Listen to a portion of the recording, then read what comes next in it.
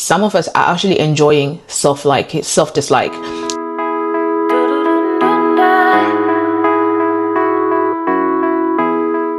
Hey guys, so get ready with me for a job interview. We're going to be doing this again within 30 minutes. I need to be getting out of the house. And I've got a cold, guys, so please bear with me. We're going to talk about the very first time I made the decision that I was tired of self-hating. I was tired of feeling not confident. I was just tired of it all. So this is the primer.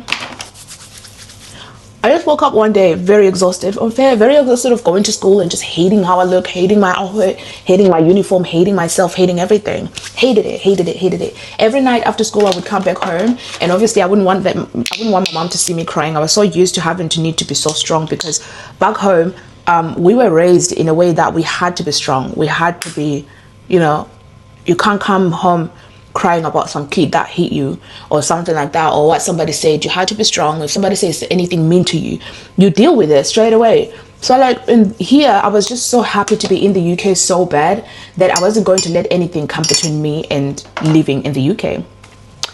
Cool. So I was very exhausted. Like, I think one of the things that many of us who come from a place of complete and utter dislike of yourself, is that we're always waiting for somebody to come and save us. We're always wishing and praying that, my God, someone come and take me out of this hell. We genuinely are.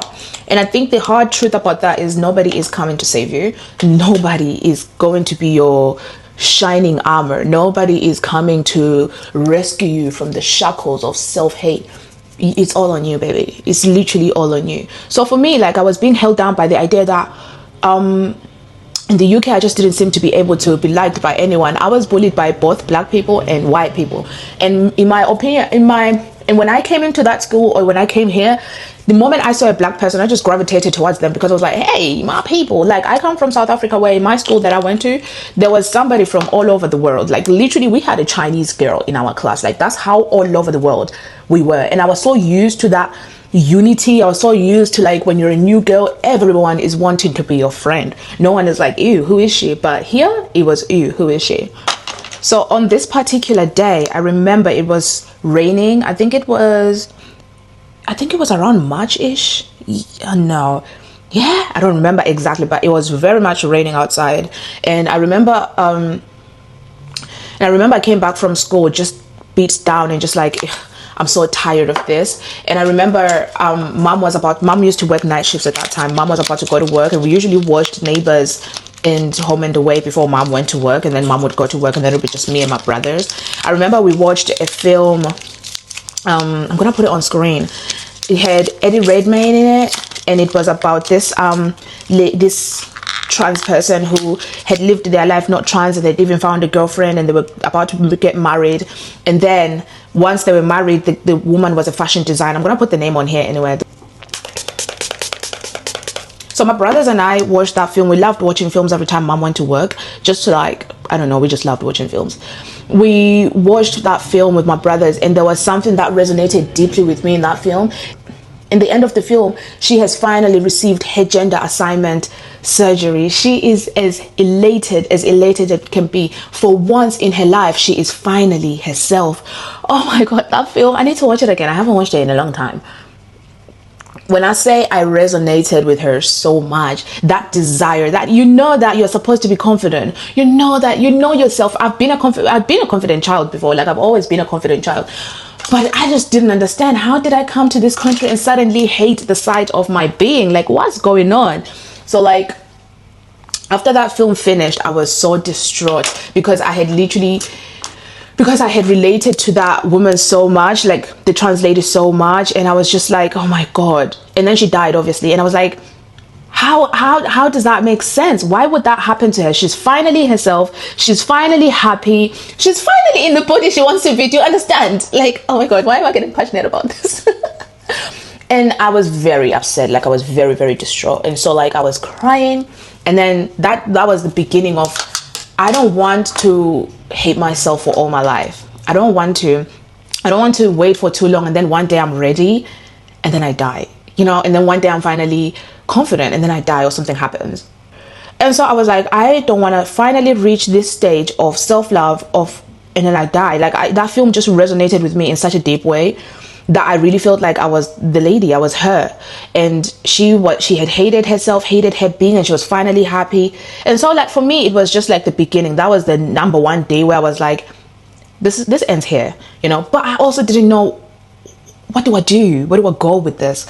What is the routine here? Because I've never had to learn to like myself from scratch. I mean, even in South Africa, I realized that I was a confident girl, but did I love myself? That's a question. I don't know if I did. You get me? But I knew that I was a confident girl. There was nothing I couldn't do. I was very smart at school. I used all those accolades really to define me and to define the fact that there is nothing I can't do. There's literally nothing I can't do. So like that evening, we went to bed with my siblings. I cried. My brothers were so like, because I don't cry. So they were like, oh, what do we do? Guys, I don't know. Like I said, you will read about my life in my book and you'll understand why I am the way that I am. But I don't cry. I struggle to cry. And so my brothers were just like, you're crying. Like, what do we do? Do we hug you? Because I'm not even a hugger at that time. Like, so like after that, we went to bed. That day, I feel like, honestly, I genuinely feel like God was also tired of hearing me cry to him. And he was like, I'm going to show you reasons why you are so fortunate and you are so privileged. And so like I went to bed that day, and then before bed, obviously you go on YouTube and you're just browsing YouTube, and usually I'd be watching beauty stuff, you get me. But I stumbled upon this video of this kid who had the butterfly skin, you know, what's it called, you know, the EB, the skin where like they are blistering because what's it called, basically they are almost covered in bruises everywhere. I watched this video of a kid, I think his name was John or something, and I watched that video, and that night God was just making me cry, and I was just crying like, what the hell, why does he have to go through that? But for me, it was a solidifier, like how privileged I am. I looked at that kid, he was covered in blisters. Every shower and every bath he took was a probability of it being his last in his life. Every shower he took, everything that each shower would take 3 hours because of how dangerous it was. He would have to sit in the shower for hours to let the plasters off of his skin. He would almost die. Like they filmed him bathing, and he would cry to the point of rolling his eyes right to the back of his head, and he would be in so much pain. I have never, till this day, I have never seen that kind of pain. And he talked about how his dream was to play baseball, and how his dream was to just go outside without any bandages, to just live life. I had a moment of comparison. I think that was the only time comparison was a good thing. And I was like, I have perfect skin. I had acne, but I was like, my skin is perfect. My hair is perfect. I can go outside. I wanted to be an actor so bad at that time. And I was like, I can be an actor. Nothing is stopping me. Like, I realized that, what exactly did I hate about myself? Like, I literally questioned myself that day. Like, I was like, what do I hate? That I'm fat? I can lose weight. Of course, that started a series of unhealthy ways to lose weight that we will talk about in a different video. But I was like, I can lose weight if that's what I hate. What do I actually hate about myself? You know what I mean? Like, my face, my acne, I can do a skincare routine. I was watching all these skincare routines on YouTube. So like I really questioned myself, like, what exactly do I hate? What exactly is so wrong with me that this kid who's covered in blisters, who doesn't even see an inch of skin on him because of the plasters that he's got on, this kid who almost dies every single time and every single day he takes a shower, he loves himself. Why do I not love myself? So I really started questioning that. I really started having those questions. And so after that day, I started making conscious decisions to not say derogative things about myself, which was very, very difficult. I was so used to, like, every time I see my reflection, I literally deliberately say ew, you know? I was so used to beating myself down so much that when I made the decision that, okay, I'm not beating myself down anymore, it was very hard. It was very difficult. I think for me, my privilege was that my mom was there, and my mom was a very attentive mother, and she always complimented me. She always made me feel great in my body. She always told me how great. I think she also didn't know how to deal with it because she's an African mom at the end of the day. She's a confident African mom, and I'm not gonna lie, guys. I mean, in my family, everyone loved themselves, as far as we know anyway. Everybody had a sense of self-love and a sense of pride for themselves. So like, it was just like a new thing to say, I hate myself. Like, it was just like, what? You know? So like, my mom tried her best, and in fact, she did her best. Like, she did the best. She was like, when we're going out to do these family gatherings and whatnot, she would be there telling me how pretty I am. She'll be there defending me. Like, if anybody even says shit about me, my mom would stand up and say, repeat that. I will repeat it. Or 10. You know, my mom was like my hero in those days. Like, she still is anyway. But she really, like, she made that process for me, loving myself, to be slightly better. Not slightly, to be 100%. She made that process for me, loving myself, to be like 100% better than I think it would have ever been should she have not been in my life at the time. That's when it started. That's when my self-love journey started. And one of the things that I learned from that experience was no one is coming to save you, and no one owes you any explanation for why you are the way you are. Yes, you can go to a therapist and they can help you realize these things, but it honestly is really genuinely all on you. I'm not even gonna sit here and lie to you. Yes, I may try to be nice and kind and say, yes, the people that made you hate your skin, made you hate your body, they need to apologize. The apology is usually for the person who's apologizing. It does absolutely nothing to you. Expecting people who are bullying you to come and say sorry to you is completely redundant, because often, more than not, people actually bully people because they want to just inflict the pain they are going through to someone else. So of course they're not going to come and say, I'm sorry for bullying you, because they too are probably being bullied elsewhere, and you know, and they hate themselves and they don't want to hate themselves on their own. So like, they've now invited you to the party.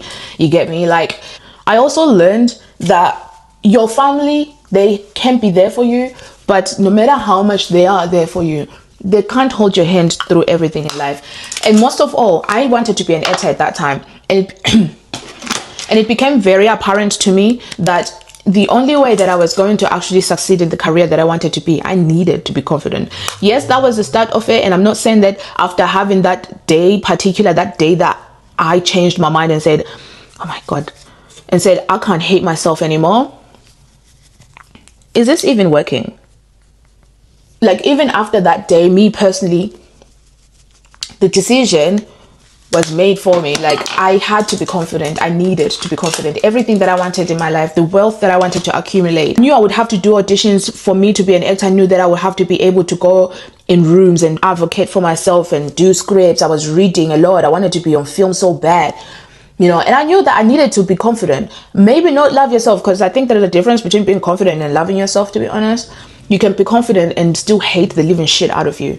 But I wanted to love myself, because when you love yourself, you're able to see yourself as this great person that you know you can be, or as this great person that people can see in you. I was desperate to love myself. So one of the things that I definitely want to leave with you here, especially as most of you guys who follow me do always ask me, Sammy, how can I be confident and this, that. The very first realization that you need is to know that nobody is coming to save you. That could sound like I'm being unkind, like I'm telling you to give up, or because no one is coming to save me, I have to give up. No, you come into this world on your own. You will live this world on your own. You owe yourself to at least extend yourself a semblance of respect and self-love, at least, at the very least. You can follow all of our self-love creators on the social media app. You can follow us. You can try and mimic the way that we found that level of self-love or self-confidence. And please, you can do, because we are here to help you out. Like, I've even started a Substack where I'll be posting weekly actionable steps and actionable advices that you can take in order to help you get to that level of self-love and self-confidence. So yes, you can follow us, and yes, you can, you can see how we go here and how you can also get here. But in the core of it all, you don't have a choice than to actually love yourself. You don't have anybody coming to save you other than yourself. You don't have anyone to advocate for your self-love other than yourself. We are here, but we're also not really here. We're just here to hold your hand, but really the responsibility is up to you. You get me? You are your own responsibility. You owe yourself everything, You owe yourself the courtesy to love yourself, at least just a tad bit, okay? And as part of owing yourself that courtesy, you have to let go of what was done to you. You have to let go of your past. You have to let it all go, because whoever they are that caused you so much hate, that caused you so much trauma to the point of self-hating, they are never going to come and apologize. And that apology is not going to do absolutely anything for you. Is this very job interviewee? I don't know. So yeah, my message to you is that you owe it to yourself to push and to fight to love yourself. You owe it to yourself to put in place the things that are going to help you out with your journey. It is not easy. Like I said, that was me. I had that realization in 2015. It was 2015 when I decided that I want to try and start loving myself. But I didn't love myself until 2019. I didn't really have that I love myself feeling until 2019. And then 2019, that was when I had done so much of self-work that I started to love myself. In 2018, I had another conversation with at that time, my acting school principal. And he literally told me that my career as an actor was dependent on me being confident, was dependent on me having such self-assurance, such self-confidence that whatever happens in the industry, whatever rejection that I get, I do not take it personally, because I know who I am. And so like, my plea to you is today, make the decision and don't try. So the other thing is, self-love always seems like such a destination. It always seems like you arrive. I don't think you ever arrive at self-love, because as a human being, you are evolving every single day. You are changing every single day. Who you are today is probably not who you're going to be tomorrow. But what is universal with that is how much you love yourself and how much you self-respect and how much you view and how you view yourself. So like, understand that it is a journey and give grace to yourself, but make that decision. Self-love is a decision. It is not a decision someone else will make for you. It is not a destination somebody will come and carry or drive you to.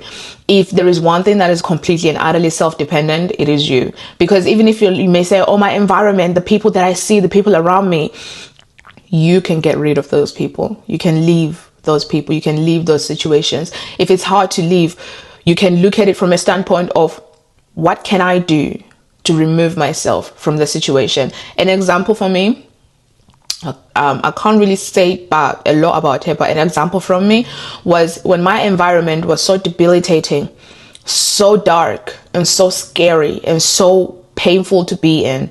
My escape was movies and books. There were times where I would be watching a film or I'm reading a book that I forget where I am.